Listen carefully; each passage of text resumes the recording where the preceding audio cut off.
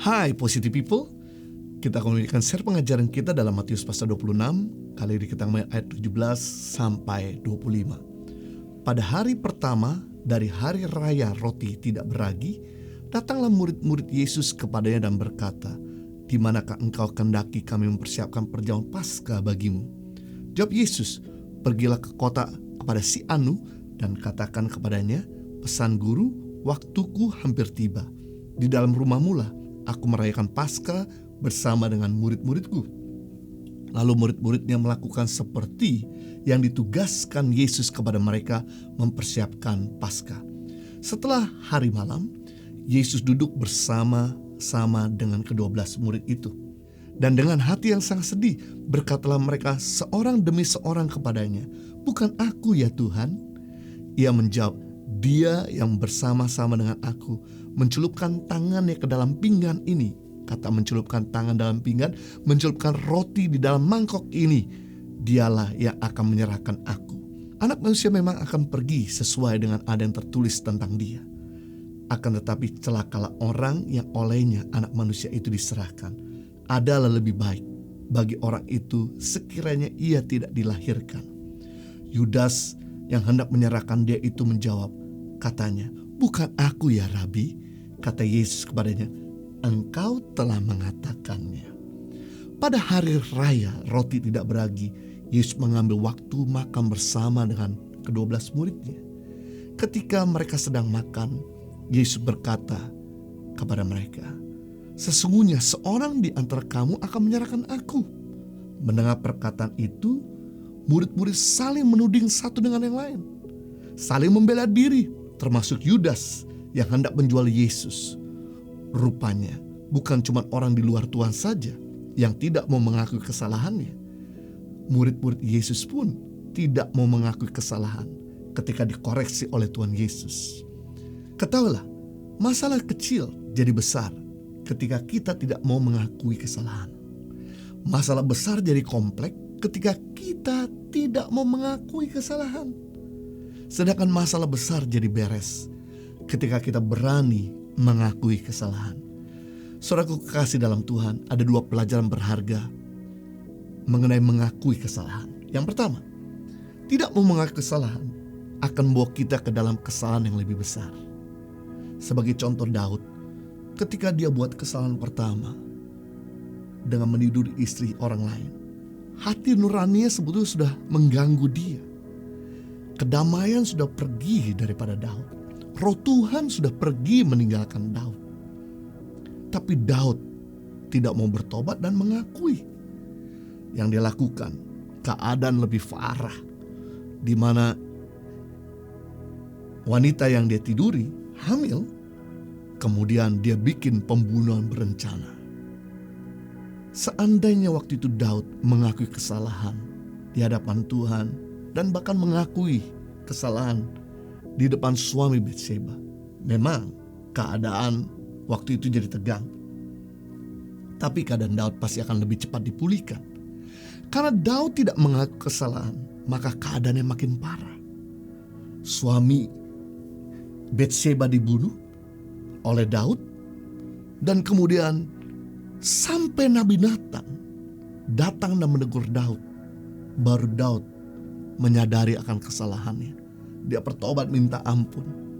Tapi keadaan sudah makin parah, udah jadi kronis. Puji Tuhan, waktu Daud mengakui kesalahan, keadaan memang konsekuensi berjalan, tapi keadaan Daud mulai dipulihkan secara bertahap. Mengaku adalah awal daripada pemulihan. Pemulihan awal daripada terobosan. Kalau kita gak pernah mengaku, kita gak pernah pulih. Kalau kita gak pernah pulih, kita gak akan pernah lihat terobosan. Roma 10 ayat 10, dengan hati orang percaya dibenarkan, tapi dengan mulut orang mengaku, ia diselamatkan. Berarti kita diselamatkan, kita dibebaskan, kita dipulihkan ketika kita mengaku. Gak pernah mengaku, maka keadaan kita makin parah. Yakobus 5:16, karena itu hendaklah kamu saling mengaku dosamu dan saling mendoakan supaya kamu sembuh. Berarti kita sembuh dari kesalahan kita, kita sembuh dari keterpurukan kita ketika kita mengaku. Orang gak pernah ngaku gak akan pernah bisa pulih. Jangan cuman kita berani melakukan kesalahan, tapi mari belajarlah berani mengakui akan kesalahan kita. Cerita tentang anak bungsu yang hilang dalam Lukas pasal 15, di mana ketika anak ini dapat warisan dari ayahnya, dia langsung pergi jauh di negeri yang asing, jauh daripada ayahnya. Disitulah dia menghamburkan harta ayahnya. Dan ketika hartanya habis, perhatikan, selama dia belum mengakui, keadaannya makin habis dan makin parah. Sampai dia harus menjadi penjaga babi, memberi makan babi, ngurusin babi, membersihkan babi. Sampai dia mau makan aja gak bisa makan, gak ada duit. Dia ambil ampas babi itu. Ketika ketemu sama majikan, ditegurnya. Dalam keadaan sudah parah, barulah dia menyadari akan kesalahannya. Di rumah ayahku, para pegawai tidur dalam keadaan perut kenyang, sedang aku di sini tidur dalam keadaan perut lapar. Dan kemudian Lukas 15 ayat 18, aku akan bangkit dan pergi kepada Bapakku dan berkata kepada Bapakku, aku telah berdosa terhadap sorga dan terhadap Bapa.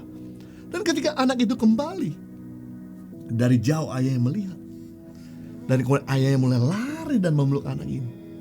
Perkataan pertama yang diucapkan anak bungsu ini dalam Lukas 15 ayat 21, kata anak itu kepadanya, Bapa, aku telah berdosa terhadap surga dan terhadap Bapa. Aku tidak layak disebut anak Bapa. Ketika dia mengakui, ayahnya makin peluk dia, menggantikan dengan jubah yang terbaik, kasih cincin, kasih sepatu, bikinkan pesta, diakui dan dianggap anak lagi. Selama anak ini gak mau pulang, gak pernah menyadari akan kesalahan, keadaan akan makin buruk. Tapi keputusan yang baik, anak ini menyadari dan mengakui akan kesalahan, keadaan dipulihkan. Apapun kondisi Anda hari ini, janganlah angkuh, janganlah tinggi hati, janganlah sombong. Orang sombong mendadak kehancuran. Tapi rendah hatilah untuk akui kesalahan. Pelajaran kedua mengenai mengakui kesalahan. Dengan tidak mengakui kesalahan, kita menutup perubahan dalam diri kita. Dengan kita mau mengakui kesalahan dan kelemahan kita, otomatis kita mudah berubah. Sama, kita ini gak akan pernah diobati oleh dokter kalau kita sendiri gak pernah akui di mana titik sakit penyakit kita. Ketika kita akui titik sakit penyakit kita dan dokter periksa, confirm, dia langsung memberikan obatnya agar kita cepat sembuh. Sama hal, kita gak akan pernah bisa pulih kalau kita gak pernah akui sama Tuhan. Kita tidak akan pernah pulih kalau kita gak pernah akui kepada sesama. Seandainya saja Yudas mau mengakui kesalahan pada waktu Yesus menegur dia, maka kita akan jumpai bahwa Yudas pasti bertobat. Yudas akan dinasihati oleh 11 murid yang lain. Yesus memeluknya. Yudas hancur hatinya, mengaku kesalahan, bertobat, dan akhirnya dia dipulihkan. Saudaraku, setiap dari kita bisa buat kesalahan, karena setiap manusia tidak pernah lepas daripada buat kesalahan. Pertanyaannya adalah bukan bisa atau tidak bisa buat kesalahan, tapi pertanyaannya adalah maukah Anda berubah atau tidak mau berubah. Oleh karena itu, sebagai seorang istri atau suami, orang tua atau anak, kalau buat kesalahan, bersedialah untuk minta maaf dan berjanjilah untuk berubah. Berilah kesempatan kepada suamimu untuk berubah. Jangan ketika dia sudah mau berubah lalu diingatkan lagi, dasar kamu laki-laki mata keranjang, memang kamu gak bisa berubah. Justru kita perlu encourage, kita perlu dorong. Sama sebagai suami, kalau kita lihat istri bikin kesalahan, jangan diomongin terus, jangan ditekan terus, tapi berikan ruangan. Give her praise, berikan dukungan dan support ketika dia buat perubahan. Orang berubah gak bisa langsung secara signifikan. Orang berubah bertahap. Bagus kalau bisa berubah secara nyata, tapi ada baiknya kita bisa celebrate kalau orang itu bisa berubah setiap hari lebih baik, lebih rendah hati, lebih suci, lebih indah, lebih setia dan sebagainya. Sebagai orang tua juga hal yang sama. Jika anak bikin kesalahan, jangan kita langsung emosional. Apalagi kalau dia sudah minta maaf. Berilah kesempatan untuk anak tersebut bisa bertumbuh, berubah. Karena saya percaya kalau Tuhan bisa tolong kita, Tuhan yang sama juga bisa tolong mereka. Bedanya manipulasi dan inspirasi. Manipulasi ada orang yang sibuk mengubah orang lain. Sampai kapanpun kita tidak akan pernah bisa mengubah orang lain. Kenapa? Karena bagian untuk mengubah orang lain bukan bagian kita, tapi bagian Tuhan. Dan kita kecewa kalau kita lihat orang tersebut tidak berubah. Yang kita bisa lakukan, jangan sibuk manipulasi, tapi sibuklah menjadi inspirasi.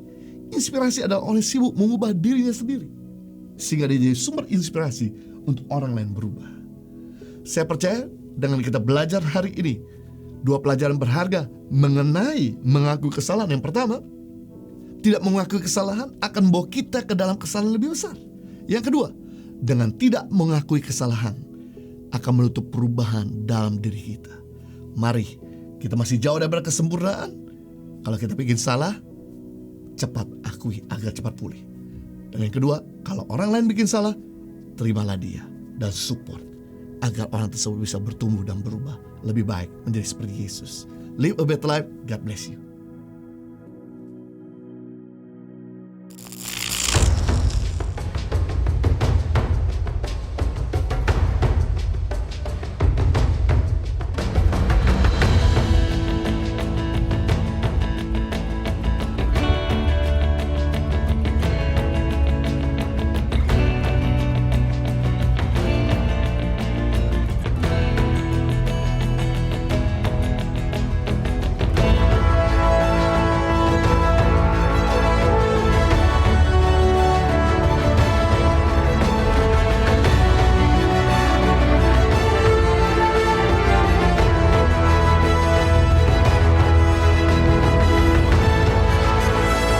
Suka duka, perjuangan guru tangan pengharapan dalam membangun pendidikan di pedalaman Indonesia.